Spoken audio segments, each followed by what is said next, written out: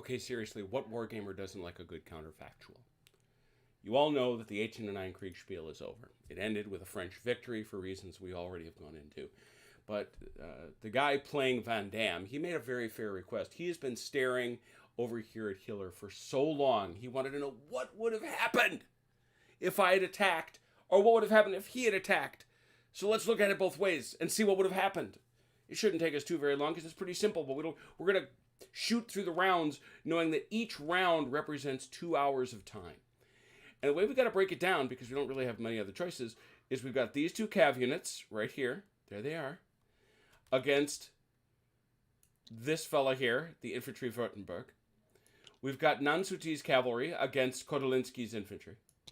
And we've got the cavalry Württemberg against Jelisek's infantry. Because that's kind of the way it squares up. Okay? And that's just the way it was. Now remember, these guys were skulking over here. But they came in and they were going to prevent this from becoming a 2-on-1. So that's going to line up that way. So let's do it left to right. And let's imagine now that Van Damme had his way and had gone on the offensive. All right? So let's say he did that. We look here at the infantry Württemberg, forgive me. And we see that they have a morale of 35. No fatigue, 10,000 guys. That's a lot. Second Corps Cav, that's 1,700. That's not very many. 1742, that's 2640. That is 2640. That's a 3-to-1. Van Damme outnumbers them 3-to-1. That's really bad. So they're attacking, and it's 3-to-1. So it's 3-to-1, but they've got cavalry, so that's a +1. And nobody here is special. We've got nobody special. We've got somebody special right there, but nobody special here. So now we say, and the way it works is in the center, you get 3 for the base, 3 dice for the base, and then you get 3 more dice, so 6, because he outnumbers him 3-to-1. Pretty serious. And then over here, they're going to get 3 dice for their base, but an extra 1 die because they've got cavalry and they don't. So that's 6 dice to 4 dice. See, the attackers get 6. Go to our die roller. You all have seen me use these.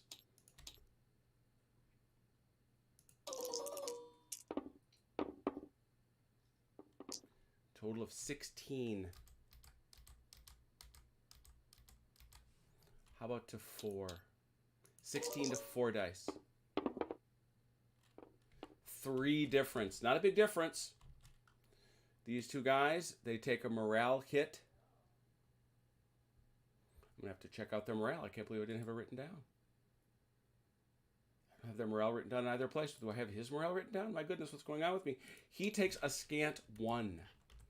So he's down to 4. We know they need 3. So now I got to look over here. I've got to grab my magic sheets of paper and I've got to find out. There he is.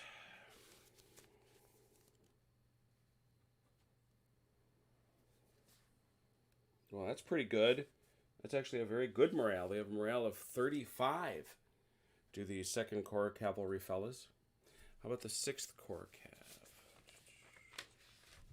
I'm going to assume it's... Yep, it's 35 both ways.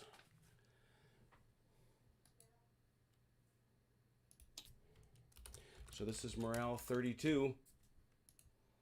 This is morale 32.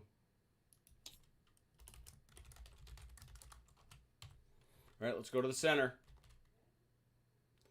Kodolinski, he's got 7,738 versus Nansuti's 5,000. So it's pretty even. We won't have a modifier there. But look at that morale. 40 morale. What? Plus that is heavy cavalry. So this is 3 plus 2. But also they are very special calves. So 3 plus 2 more because they're just that special. 7 against Kodolinski's 3. 7 to 3. Ooh, and I forgot. I really should check to see if they've got any experience that would give them anything extra. I know Kodolinski doesn't, but I wonder if we might not see such a thing in Van Damme's favor. That would be quite the deal if he were to get even more. Let me see if I can pull these guys right out of there. There's Hiller. Why am I not seeing it right off the top? We've already dealt with Hohenzollern. Van Damme, Lefebvre, Bellegarde, Colerath, Louis. There's a lot of guys to keep track of, perhaps you know. Davout, Kienmeyer, Liechtenstein, Lahn, Udno, Messena, Rosenberg. Where did I put him? Aha! There he is. Yep, he's got a +1. So once again, 7 with a +1 to a scant 3. Can't roll well to save his life. 26.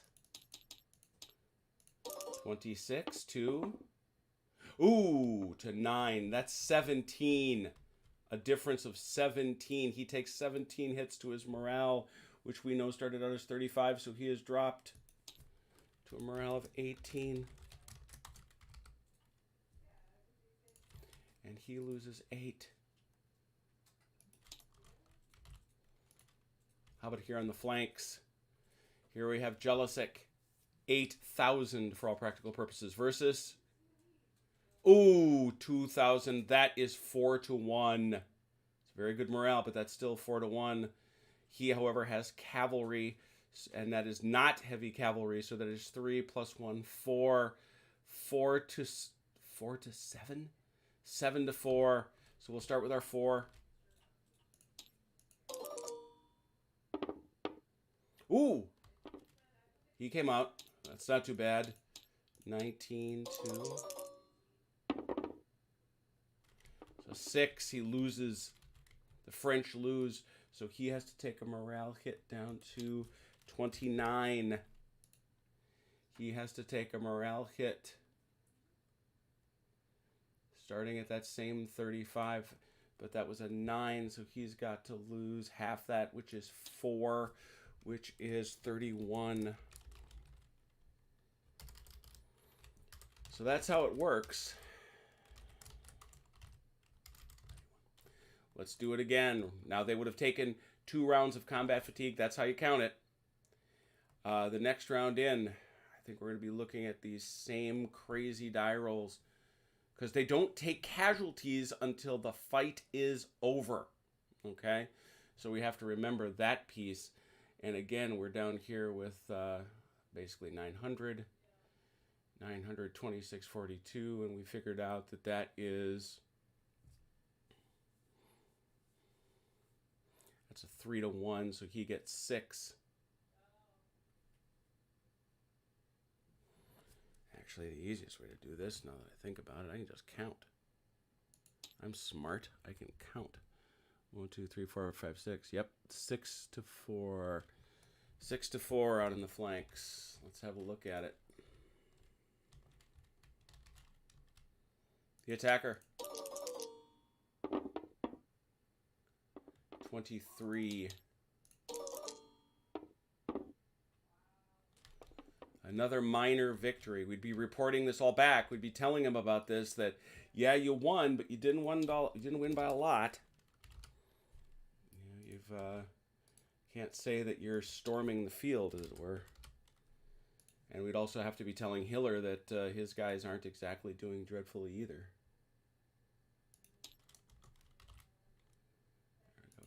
That way. Now here in the middle, though, we know it was much worse. I believe we discerned that our numbers told us that it was 7, correct? 1, 2, 3, 4. Yep, 7 to 3. Ooh, 7 to 3, and then 4 to 7. And that's a +1 there too.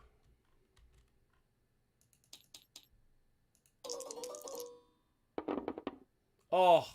What an abominable roll. 19.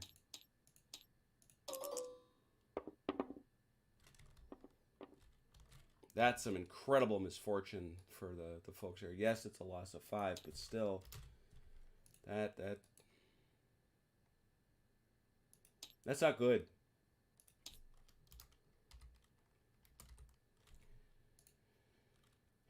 And again, we found out that this was a 7 to 4. So we'll start with the 4.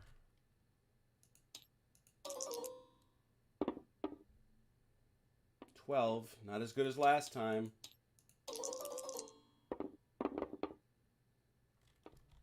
12. Ooh, that's going to start to tell. That's going to start to tell. How's Württemberg doing? He is down to 17. And how's Jelisik doing? 25. All right, he's holding out. They're holding out.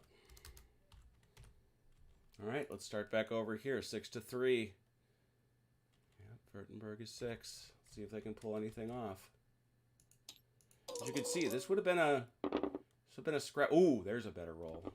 That's still below. No, it's above average. Take it back.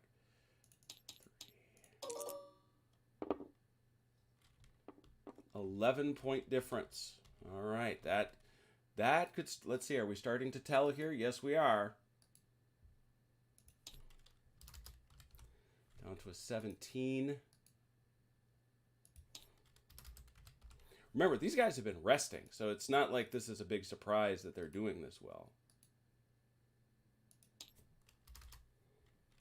So the Württembergers are holding out very, very well here in the center. Can they pull it off this time? Can they make the difference?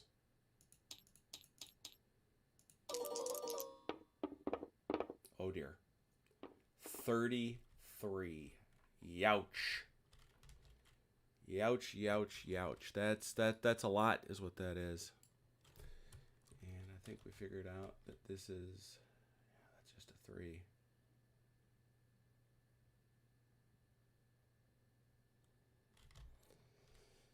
$33-3.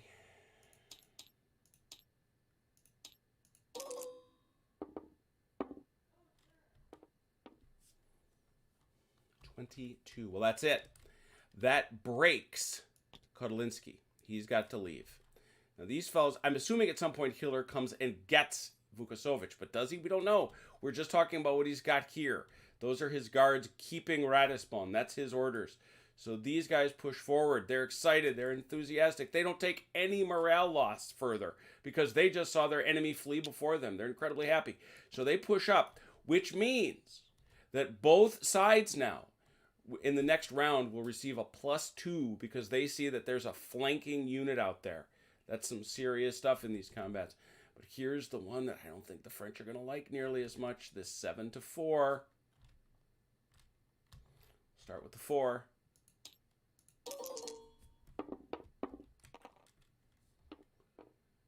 15.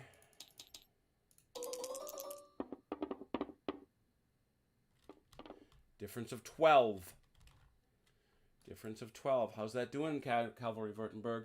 They are still in the fight at 5. Very impressive. How about Jelisik? What's he got? He's got to cut it in half, so he's down to 19. He's in the teens. I don't know. Now we come back over here.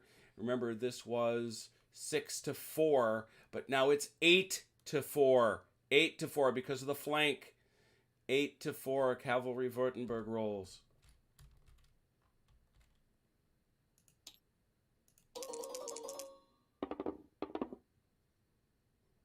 31.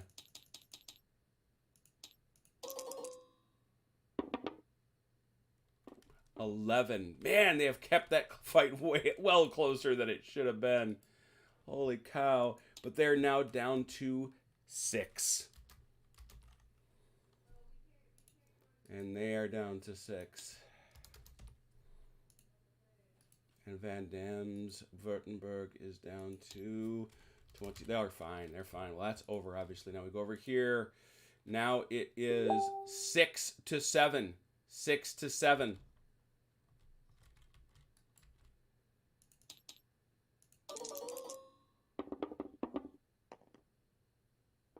23. A 1-point win. Oh my gosh, that's horrific for the Austrians. They needed a lot more than that because they thought they had him. They thought for sure we've got at least Cavalry Württemberg. Well, let's finish it out because we're honorable and that's how we roll. This is now, we said 6. This is 8-4.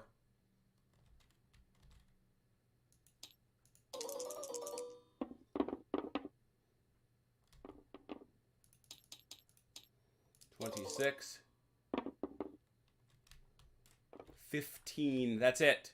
That would take out these folks and these folks. That leaves only one last fight to roll through, and that's 6 to 7. Can they manage it? Can they hold on? Can they complete the route?